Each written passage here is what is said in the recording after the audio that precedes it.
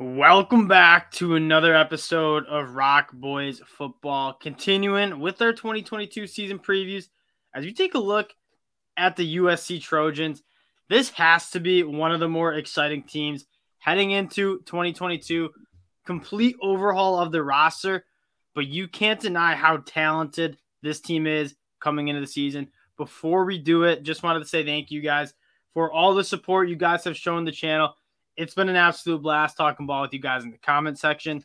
If you guys like the content, consider subscribing to the channel. And also, more importantly, let us know which players we're leaving out or we're missing on or that need to be on our radar. We're doing this to learn more about the teams heading into 2022, and you guys know a lot about your own teams. Without further ado, Dill, I'm going to kick it off to you. Let's talk a little bit about the offensive side of the ball for USC heading into 2022 here. Yeah, I mean, the story is transfers. All five of their prominent skill guys are probably going to end up being transfers. And, yeah, I mean, that's the story. You got obviously, Caleb Williams, which was probably the biggest issue at USC last year, was just really weak and inconsistent quarterback play. Now, I don't know. You're going to need to see some jumps from Caleb Williams, I think, because, I don't think he knocked out of the park at Oklahoma. I think he looked good, and yes, he was a true freshman, so I expected him to have a really good season. But I don't know that you're totally. I mean, you need to see some steps, I think. I agree, but he was also, you noted, he's a true freshman, and the narrative that I'm seeing on Twitter, mostly from salty OU fans, I think, that Caleb Williams could be me a little bit, frankly. Saying Caleb Williams isn't that good. I mean, 21 touchdowns to 4 interceptions, completed 64% of his balls, also ran for 450 yards. His true freshman numbers were damn good. And as a true freshman, paired up with one of the best coaches and most proven coaches at developing quarterback talent, it's hard to not see Caleb Williams taking a step. And then you add on, probably next to Ohio State, probably the best wide receiver room in the country. I mean, I have a laundry list of guys who I think are going to step up. Jordan Addison obviously highlights the group. My hot take for the year, Dylan, and I want to get your take on this.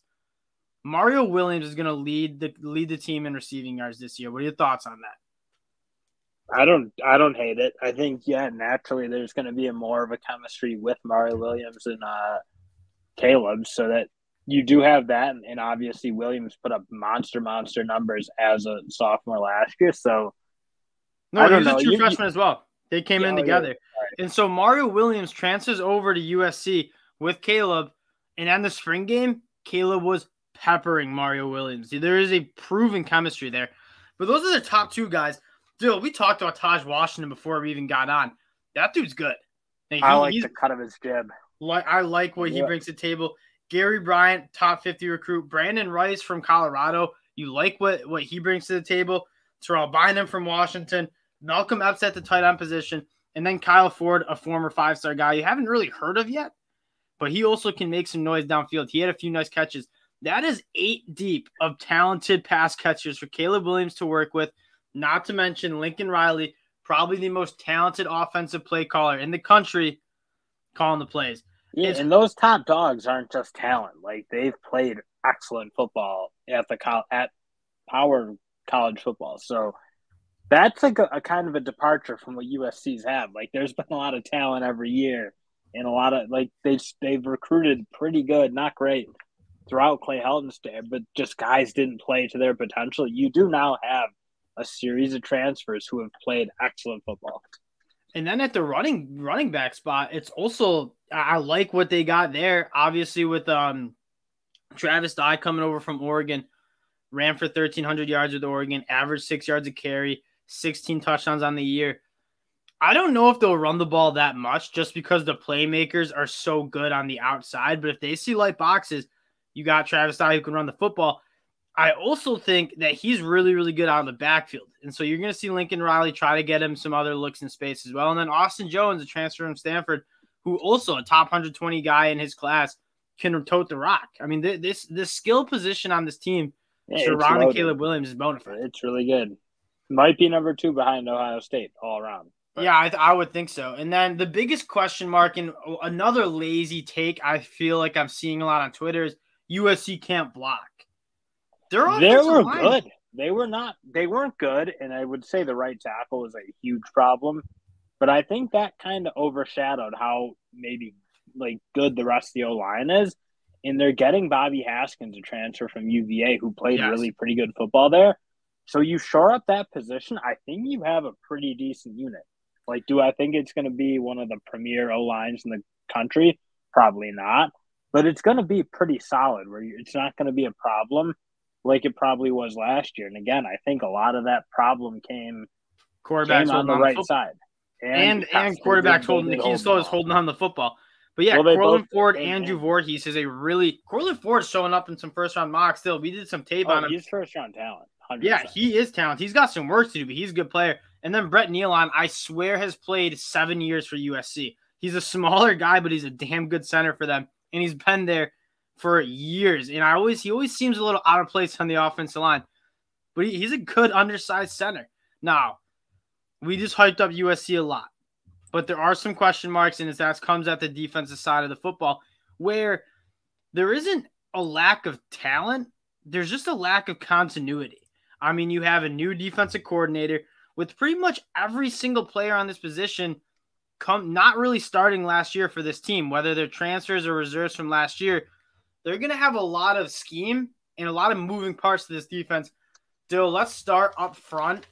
Who on the defensive line kind of caught your eye going back watching some of the film? I think 47 and 49, I don't even want to try to pronounce those names because they're out of my league, but those are two really good disruptive football players in my mind. Like a little on the smaller side, and you'd like to see them maybe be a little stouter in the run, but like that USC defense can kind of rush the passer, especially on the inside. So I think you do have two nice pieces, I would say, coming back to give you good reps in the interior at least. Yeah, Tuli Tupeloto, I think I said it right. I was practicing it before we got on. And then Brandon Pilley.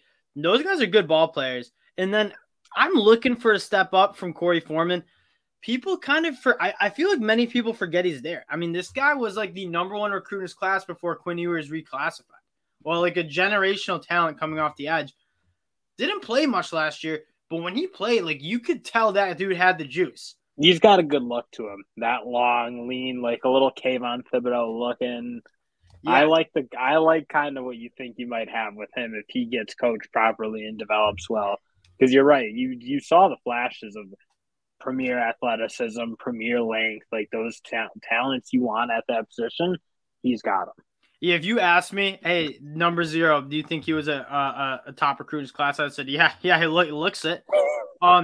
Romello Height coming in from Auburn, he can play. And then kind of an X factor this defense, Shane Lee coming in at linebacker. Huge.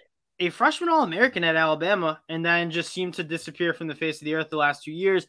Granted, Alabama had some phenomenal linebacker talent come up to the program, but he's a guy that I can see him really benefiting from a change of scenery. Going out to the West Coast, working with Alex Grinch, if they can tap into what he looked like as a true freshman at Alabama, I think he can be a good ball player. And then towards their back end, I really like the safeties they're bringing back. Kalen Bullock, Xavier Alfred, I believe, had 3 interceptions. Bullock, 2. But it's a lot of transfers. You get Mekhi Blackman from Colorado, Latrell McCutcheon, who I believe was the one who got kicked out of the spring game for targeting, which is a wild move to do in a spring game. He's coming in. He's the kid from Oklahoma. Yes. He was a high recruit. I don't think he played a ton last year, but you got to think he's got some talent and some game to him because he was big talent out of high school. And then Dill, the guy we know best, Demoni Jackson, the guy who wanted to come to Michigan. I would expect him to get some burn this year because he is very, very talented. You probably just want to see him play, just like I think most teams want to see their 5-star players come in and play, especially when you're not at Alabama where you've been winning a ton of games. Like, you want to see the guys you're excited about. Yes. So I imagine USC, and you got a guy who seems a little pro-ready. Like, he's got the size, he's got the athleticism. He doesn't look like a high schooler at all, so you got to think he'll be ready. He never did. When he was taking those recruiting visits to Michigan, it's like, this dude looks like he play college football right now. Yeah. Now, the narrative around USC is, are they just going to have to outscore every opponent? They can do that. Like, they can score 40 a game. I would be surprised if they don't score 35 plus, average 35 points a game. That is how explosive and talented this offense can be. I don't think the defense is going to be as much of a liability. There's certainly some question marks, and I think the question marks deal less with the personnel and talent and maybe depth a little bit. But I think it deals less with the talent on the team and more how fast can a bunch of guys who played everywhere else besides USC with a new DC come in and come together and play some good defensive ball. In fairness, that's kind of a question everywhere because this is as transfer heavy of a unit as probably exists in college football right now. Maybe Ole Miss can kind of rival them. Yes, but even Ole Miss, I'd say it's heavier than Ole Miss. So like, that's the natural questions: is that going to work? I guess you haven't really seen it yet in college football. Teams that are good have recruited their way. The Ohio States, the Georgias, the Bamas. You haven't seen, but this is a new day. You don't have to wait the year. Better players are in the portal. Better players are on the move. So I'm not going to say it can't work, but I think naturally it is a bit of a question just because. 100%. I think USC and Ole Miss are going to be such exciting case studies to see how well can you build a program through the portal. Now, Lincoln Riley, I don't think that's not his goal. Lane Kiffin seems pretty committed to we're going to do the portal through that's how we're going to build our program. Lincoln Riley is putting together some awesome recruiting classes. So I'd be surprised if he consistently goes to the portal, but he came into a program that was as low as we've seen USC in our lifetime. I mean, that was rock bottom when we saw last year. Weren't competing. The talent wasn't there. And so he needed to go to the portal. And at the end of the day, USC needs to get good, and they need to get good fast because when that program doesn't have a ton of excitement, it is as dead of a program as you can be. The stadium's empty. The people don't care. They're off doing everything else that you can do in LA. So I think USC is probably a place you want to start fast because you don't want to be taking recruits to official visits in an empty stadium like they've been doing for the past 5 years. Yeah, and Lincoln Riley seems to really connect to some of those offensive playmakers. I mean, you want to go play for Lincoln Riley. That's pretty much facts. So looking at their schedule, we noted that they need to come together as a defense. They need to come together on both sides of the ball, right? There's a lot of new faces. And having a Rice team to open up, that's going to be good. That's going to allow those new faces to kind of come together. Stanford on the road, I'd be surprised if they push you. Fresno State, I just previewed them. They're a pretty solid team, but I would just think USC's talent is too Stanford's a boring game, a game though they muck games up pretty good. So that is the one concern with Stanford is they get teams to play down to them. Yes, Stanford's consistently done that. Oregon State on the road should be good. Arizona State, Washington State, and then this is your big game. Really, the only team. This and Oregon. Utah and Oregon are the only two teams from the Pac-12 that I expect to really push USC. Yeah, can you bang with the big dogs? That's going to be the question is, Utah. Can this USC team play physical enough to beat Utah? Because Utah's not a traditional Pac-12 team. They are going to bang bodies between the tackles. Can USC hold up? That's going to be a big question, and you're lucky to have an off day after that. On the road to Arizona, Cal, Colorado. That is a very easy schedule. And then you get into your big games to end the season. So you get an off week after Utah, and then Arizona, Cal, Colorado should be layups. UCLA, it's a rivalry game. UCLA smoked them last season, but I would be surprised if they smoked them this season. That whole year out of the books. That is gross by USC. And then you play Notre Dame to finish out the season in a rivalry game. Notre Dame's going to be good, but USC, this team, it's hard to say this team cannot make the playoffs with how talented this team is. Now the key again is, can they come together and be consistent enough in game? That's going to be the question. Dill, if I had to tell you what record, how many losses do they have on the schedule here? Putting you on the spot. I'm guessing 2. Utah and Notre Dame?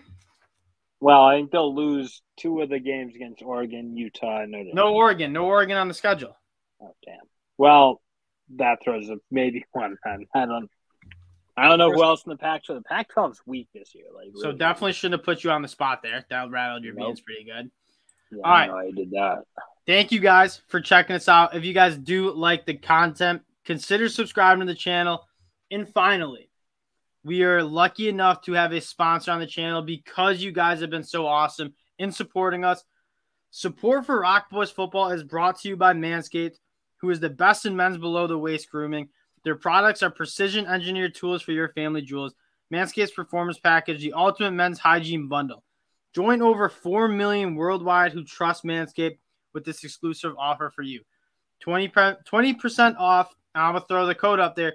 20% off Manscaped plus free shipping with promo code ROCKBOYS at manscaped.com. That is, get 20% off and free shipping with ROCKBOYS at manscaped.com. Guys, this is an absolute game changer. It was a war zone for me down there before this, and now I'm an absolute weapon for the summer. We appreciate you guys checking us out, and we'll talk to y'all later. Peace.